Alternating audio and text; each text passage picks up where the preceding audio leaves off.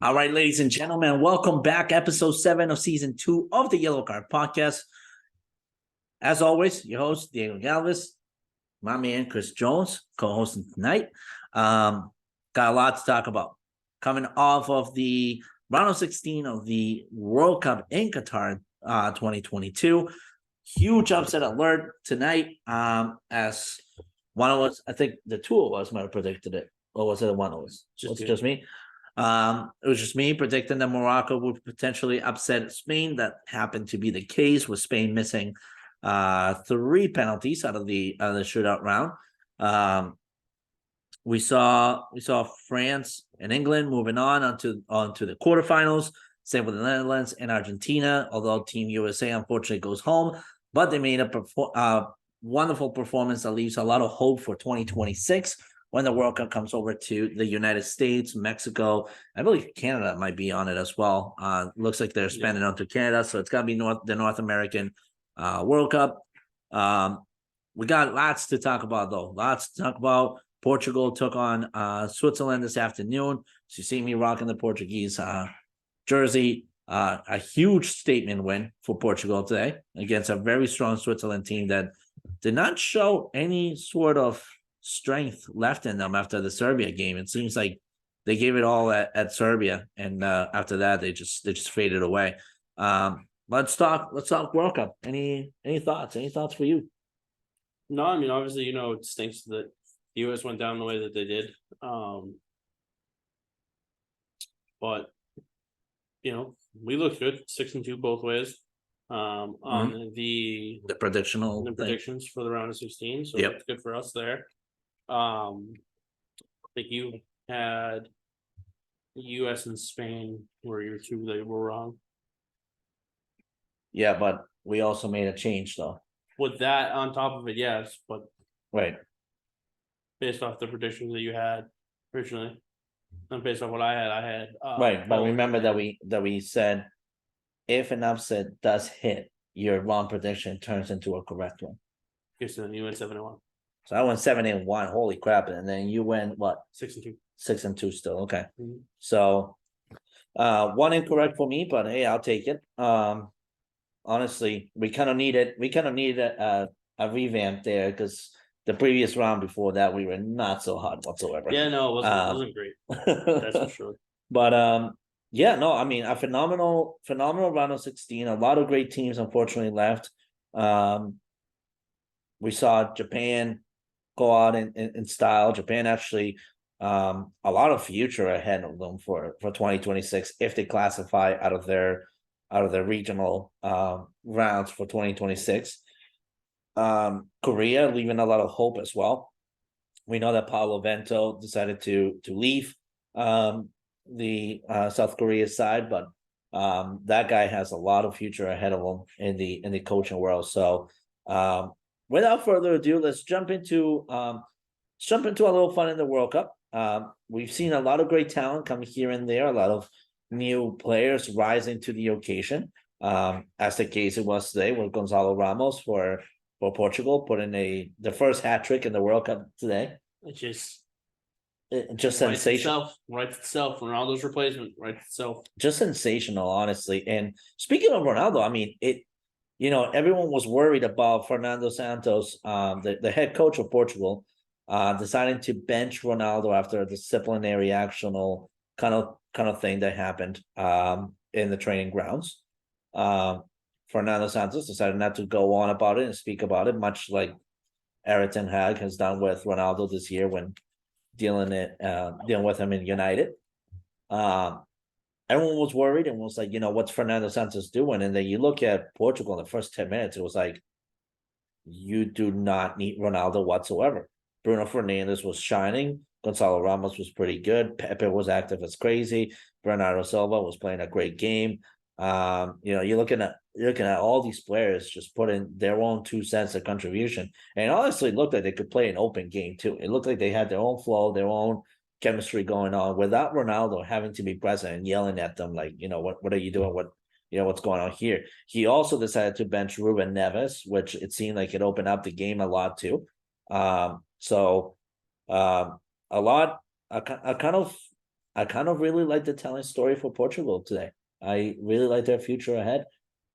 If Fernando Santos does stay as the head coach for Portugal, I think he's got himself probably the next potential big thing for Portugal at 2026 if they classify. No, for sure. But speaking of talent and all that stuff, Jones and I kind of decided to spin off a little bit of things here with the World Cup. We've seen, like I said, phenomenal talent, a lot of people rising up to the occasion, a lot of great things happening for a lot of players here, a lot of value being created for a lot of players. So what we decided to do is come up with our own starting 11 with a bench of about 10 people, 9 to 10 people. And we'll decide who the coach should be as well. So I see that Jones is still working on his lineup here. Right. So I'm gonna go ahead with mine to allow Mr. Jones to have time here to create his starting lineup. But for me, my starting lineup for the World Cup, it's a 4-3-3 formation with Alisson in net, Diogo Dalot from Portugal, Josh Guardiola from Croatia, Frankie de Jong, and Camavinga from France on my back four. My center three would be Hakim Ziyech from Morocco, Casemiro from Brazil, and Christian Pulisic from the USA. My front three will consist of Richarlison, Rashford, and Mbappe.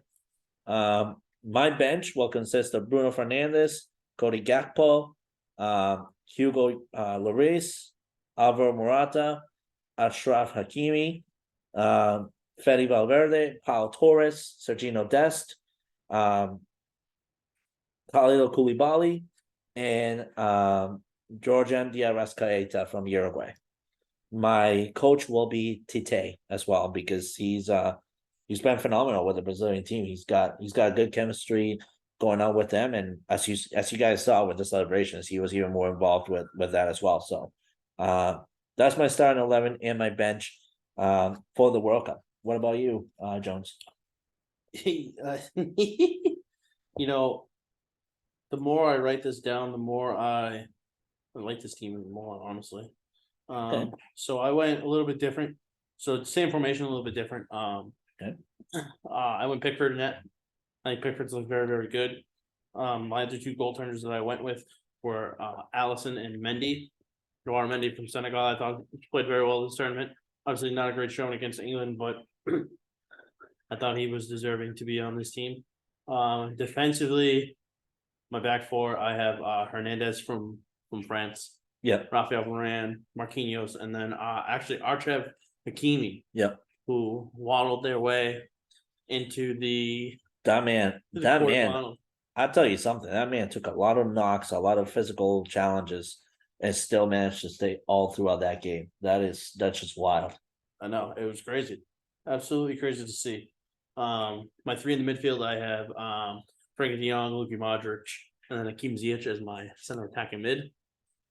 Same here. Up top, I had Kylian Mbappe, one wing, Richarlison at the other wing, and then Cody Gakpo front as my striker. On my bench so far, 1, 2, 3, 4, 5, 6, 7, 8, 9. I need one more. Excuse me. Give me 30 seconds here. Boom, boom, boom. I think I just need. Yeah. Just another defenseman. Okay.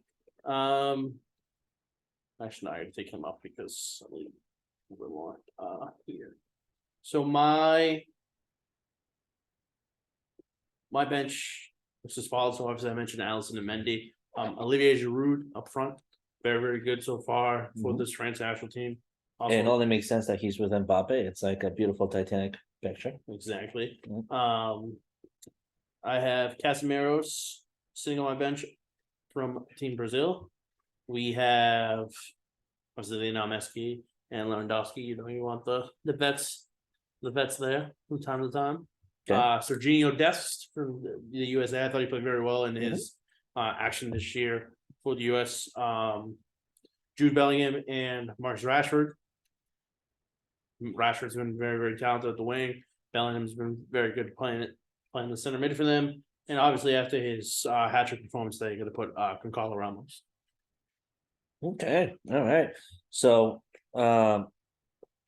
we went with a complete different back four, the two of us. Yeah. I kind of kept it young personally because this is a World Cup that's showing what the next era will look like in football. We know it's Mbappe versus Haaland. It's no longer Ronaldo versus Messi at this point. I think at this point this is the end of it. Who wins that World Cup, and that's really it. My only thing is, I think we have to find another international guy because there's no way Norway's going to be competitive. Well, I mean, there's Vinny Jr. and there's also Richarlison too rising up. I think we'll see it later on down this road, and I'll go into it what I think after. But let's dive into the slate of games this week. Yep. I shouldn't say this week. The slate of games for this week. Yeah. So we got Friday and Saturday action. Quarterfinal action. We're in the quarterfinals. 8 games left. This will decide the semifinals, the final 4 of the World Cup, and then from there we'll just go obviously into the finals. 3rd and 4th place. But yeah, let's go down the matchups here. We got some very good teams and some surprises here in these quarterfinals. So let's take it away. Croatia and Brazil. Yeah, so Croatia sneaking a victory here against Japan. Both teams seem to me exhausted. I think if Japan had made it onto this round, I think they would be exhausted too. Croatia seems heavily exhausted. They took out Luka Modric for the penalty shootout, as well as Mateo Kovacic. I was shocked in that. It was a risky play, but it worked out for them. They were lucky I think Japan national team couldn't lift the ball. Well, there's 2 things here. I think the Japan national team couldn't handle the penalties and the pressure of the penalties, but we gotta give credit where credit is due. Livakovic from Croatia was just sensational. Yeah, you don't save 3 penalties without confidence just out of nowhere. You either study the tape really well, or you think your training very focused. And that seemed to me like the combination for Croatia. I'm gonna go with a 2-1 victory here for Brazil at full time. I think that exhaustion, that tiredness, and the Croatian team will get to them. With Brazil having Neymar available and Richarlison at a level that he's playing right now, I think Brazil will have that advantage to themselves. Brazil also with a very, very, very heavily loaded bench where they have plenty of options. You got Bruno Guimaraes, you got Anthony, you got so much talent behind available for Brazil. I think this is Brazil's matchup to win. 2-1 Brazil. I got them 2-0 here. I just think Croatia is going to play them much tougher than Korea played them, obviously. Yeah. And I just think that looking at where this Brazilian national team was, say, 4 years ago, you would never in a million years think they would be a clear-cut favorite to win. Yep. World Cup. Yep. So I think take that with what you will. I think Brazil gets a clean sheet. I'm gonna go with them winning 2-0. All right, let's go over to the Netherlands taking on Argentina and Lionel Messi. What do you got? I got this going to a penalty shootout. Okay. And I have spoiler being played. We do not get Messi and Ronaldo in the title. Give me the Netherlands winning on PKs. Did you peek? No. Did you peek at me? Because I have Netherlands actually taking this as well. I do not see Lionel Messi, Di Maria, and all of them going all the way to the World Cup final. I see the Netherlands taking this one 1-0 at full time. Just a little bit of history here.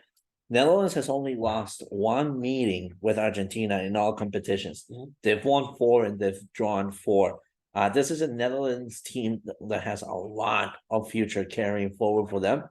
This is a team that we could potentially see for 3 World Cups to come because their average age is about 25 or 27. Mm-hmm. So we got about 3 World Cups worth of the same exact team. The last 2 World Cup meetings between the Netherlands and Argentina have finished 0-0 in the 2006 group stages. And the 2014 semifinal, Argentina was only able to progress in penalties. Mm-hmm. but the Netherlands have been able to go all the way as well. I got the Netherlands winning this one as well. So I think for me, I picked them to win at the beginning of the year. Sorry, at the beginning of the tournament. I have to ride with it. Like, I'm still holding on to my ticket for them. Yep. All right, let's move on over to the next matchup is Morocco versus Portugal. Morocco coming off of a historic victory for themselves. This is a massive moment for Morocco. What do we got? Here, Portugal winning 1-0. Okay. I think they've met twice before. One all the way back in 1986. 86. Most recent one was the World Cup in 2018. Portugal wins 1-0. I think trend continues. They win 1-0 against Morocco here. Morocco's a good defensive team, and they haven't given up a goal. I don't think. Right, I'm pretty sure they've had straight clean sheets. I would have to double check on that, but let's go with that. Sure. No, I think they had one goal against them. Oh yeah, against Canada. Sorry. Yeah. Canada was the They've only given team one- able to score against them. Still, they shut out Belgium and they shut out Croatia. Mhm. I take Portugal 1-0. I'm taking Portugal 3-1 here. I do agree with you that their defensive scheme is very strong. I do think, though, however, that the matchup against Spain took a lot of that out of that off defensive scheme of things. Number 5 for Morocco today. What was his name? It'll come to mind. Give me 1 second here. Aguerd, actually, that's his last name. He seemed to be pretty hurt at the end of that game. Yeah. If he's able to get back to fitness by the time the Saturday rolls around for the Moroccan versus Portugal game, he would be a key portion of that defense. But until then, I don't think the Roman size and Ashraf Hakimi have what it takes to deal with a front three of a potential, Ramos, Fernandes, Ronaldo. And that's a lot to take on. So if Portugal goes 4-3-3, that's a huge front to take on. Ronaldo will probably just be a massive distraction for Aguero in size, but Ramos has been sensational. So Listen, I'm going 3-1 I Portugal. hope we're both wrong. I would love to see Morocco in the semifinals. That would be just insane. That would be just insane. I mean, all jokes aside, we all kind of wanted to see Spain kind of crash and burn for once. Their arrogance started to get a little bit over the top. I will say that victory against Costa Rica was a very good statement win, and it kind of gave a little bit of a shake to everyone to be like, do not undermine us. But after that, they didn't really deliver much. No. Against Germany, they struggled, and against Morocco, look what they got. Well, you could also think of to go back to the Euros.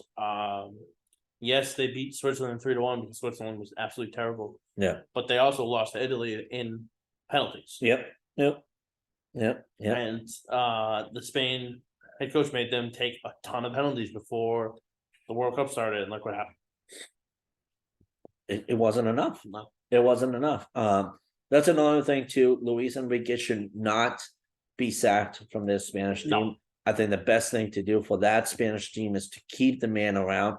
He was clearly a key factor to the chemistry of this team overall. They just didn't perform, and they know that they didn't. They need to stop relying on the older guys like Sergio Busquets. Yep. Need to go full youth movement. You'll be all right. Yep. Yeah, I think this is Sergio Busquets' last World Cup anyway. So sure. Next World Cup, we'll find out who would be that defensive center mid that they need. Yeah. Let's move on. We got England versus France. This is a massive battle. It's not just because they're two big nations in the eyes of the world, but they are two gigantic nations in the eyes of footballers here. They got a lot of talent rising up for both nations. What do you got? See, this is where I sit here and I really second guess myself because beginning of the tournament, I said no team with repeats struggle to get out of the group stage. France is going to struggle. Just ride that. Now I'm sitting here. I have the confidence, and Kylian Mbappe is very good. Yep. So what I'm going to say is it's going to be a 1-1 draw through 90. Kylian Mbappe scores in the second part of extra time. France wins 2-1 in extra time. All right. So you're going with France. I'm going with France. I'm gonna go a little bit differently here. I think they go tie 2-2 all the way through full time. I think this is a good scoring matchup. But I think England stings at France a little bit at the end of the second extra time and scores the winning goal to take them onto the semifinal round. So I'm going with England 3-2. I like the youth that England is displaying. I like the organization that they're playing. I like the fact that Gareth Southgate has been unpredictable all World Cup long with his lineups. I like the fact that he's taken risk and they have paid off. I don't think that against France he's going to take any risk. He's seen what he needs to see and he knows exactly what he needs to roll out with. I think he's given every single one of these players so much confidence that no matter who he puts in that starting 11, it'll be ideal for them. I do think that for France, their biggest misery here is not having N'Golo Kante available. Yeah, no, for sure. That's the only thing that I don't care about Paul Pogba. I think N'Golo Kante will be the significant difference here. I will be going with France if Kante was playing. I'll be going France even more confidently if Karim Benzema was. Karim Benzema, another factor too. But I mean, Giroud has taken that role head on and with a lot of confidence. So I agree, but we know how Karim Benzema's played over the last year. Yeah. That's a confidence boost there for me. So 3 of the 4 games we have the same. So different final 4 here. So based off your 4 here, what do you think the final looks like? I think the final still looks like Brazil and Portugal. I'm gonna say it's gonna be Netherlands and Portugal. I think. I like it. Can't say France. Can't say England because I don't have them. But the Netherlands they're gonna do it. I just have that weird feeling they're gonna get the job done. Then us USA fans can say, "Hey, guess who we lost to? The eventual World Cup champions." Yeah. There it is. I think for me, Netherlands just has the massive edge over Argentina. That youth that Netherlands has carried over is everything against Argentina. Yeah. And I think for me, you sit back and you relax and you think about this. I think the pressure, it's more on Argentina. Argentina has more to lose. And I think when you have more to lose, you do things that are out of characteristics here. And I think that's where the Netherlands capitalize. Yep, I agree. But with that said, we'll be back again on Monday so that we know what the semifinal looks like. We'll be recording on Monday. We got semifinal actions happening on Tuesday and I think on Wednesday of the following week. So with that said, make sure that you are following us at Podcast Card on Twitter. Make sure that you subscribe and have been following us on Spotify and YouTube so that you can catch up to date with the episodes that we've released. With that said, thank you all so much for the support. Happy holidays to all of you. Signing off, Diego and Chris Jones. Thank you all so very much. Follow us on TikTok. Exactly.